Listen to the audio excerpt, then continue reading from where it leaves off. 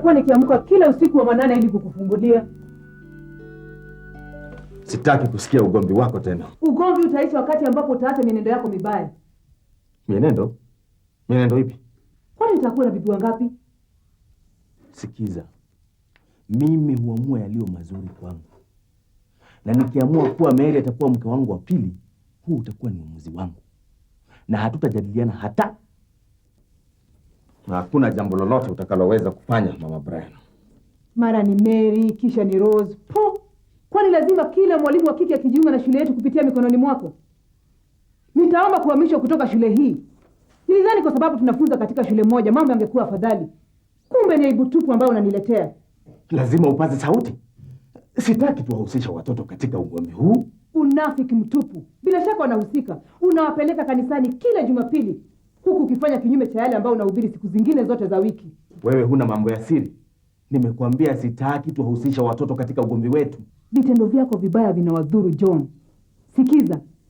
Ukipata viini vya ukimwi utaniambukiza na sote wawili tutakufa. Watoto wetu wataachwa mayatima. Ni lipi la siri hapa? Ukiwa na ukimwi, yale yote uliokuwa ukiyafanya kwa siri yataonekana wazi wakati ambapo sote tutaangamia. Achana na huo upuzi na usikia kwa redio. Si upuzi. Sikiza John. Haya yanafanyika kila mahali. Ni wangapi kati ya jamaa zetu ambao wamekufa kutokana na ukimwi? Kila mtu anakana ili hali tunajua wazi kuwa wanakufa kutokana na ukimwi. Hebu wafikiri watoto wetu. Zack, Mary na Brian. Ni nani atakayewalea kama utajichunga usije ukaambukizwa ukimwi? Baba, ukimwi ni kitu gani? When you contract AIDS, it is no longer a private matter because it will adversely affect those around you, like your children, spouse, parents, and others who may be dear to you. I'd like you to meet young George Mangi, 15 years of age, only in Standard 7, with a future forever changed because of the sexual behavior of his parents. When our mother suddenly became very ill, my auntie came over and took her and stayed with her here. When our auntie realized that mother was critical, she took her to Kenyatta Hospital.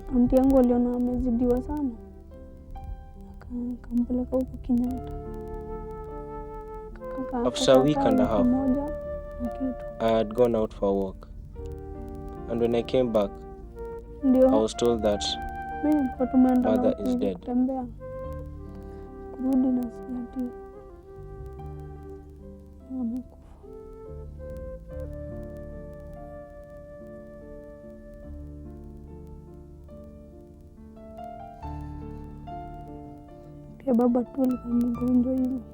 Even our father was sick in a similar way and was taken to hospital. We used to visit him there. And when he felt better, he was brought back home. He stayed only for a little while, and then he also died.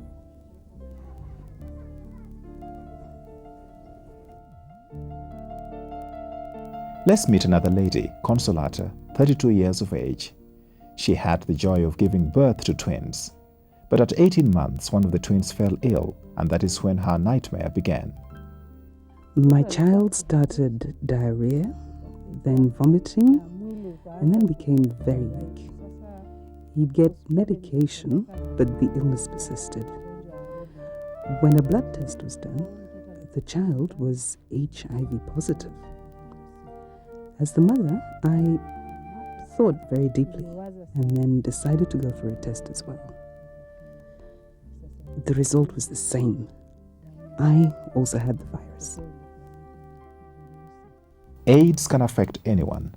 Joseph Mutuku, a man who went to a seminary and played a respectable role in politics, shares his personal experience. One of the living examples that it can happen to any one of us. Now I have the serious problems with my, skin cancer and hemorrhoids, internal bleeding. Of course, I've got mouth rashes and all over the head. The problem of AIDS in Kenya is serious. Already, 1.4 million Kenyans are carriers of the virus. More than 200,000 new infections occur every year. This is an epidemic devastating many lives, and the only person who can save you is yourself. AIDS mainly affects the young, sexually active in our society. That is most of us. It affects the poor and the rich. Everyone is at risk. Today, the warning on AIDS comes from all those who know. Those who have ears to listen should listen. We in the church, we say the only way to avoid AIDS is, first of all, chastity in marriage. In other words, one man, one husband, one wife. Outside marriage, abstinence and total abstinence. When someone has AIDS, what does he need?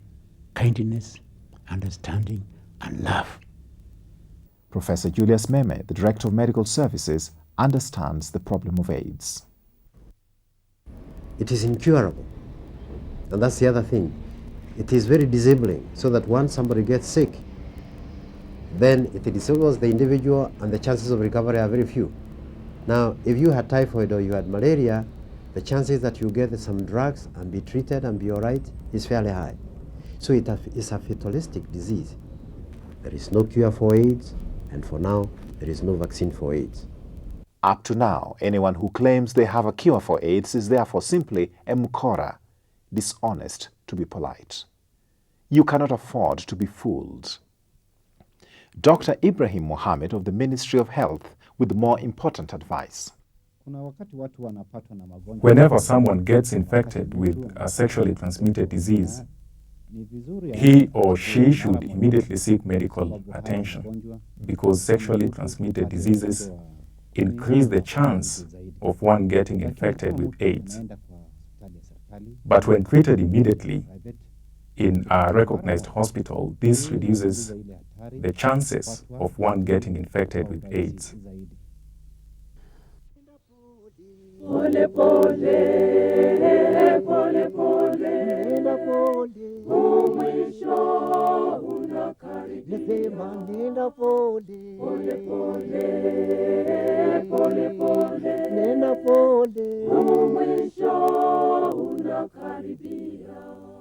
Tunabadilisha kina dada kama nguo, eti tunasema kina dada ulete raha.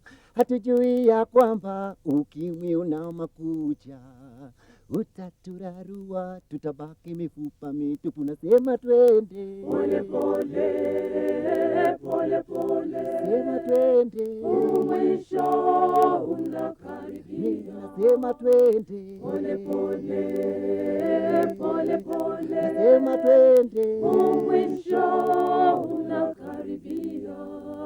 Na si wanadada hatuchoki kwenda mbio kutafuta hao waume wenye mali.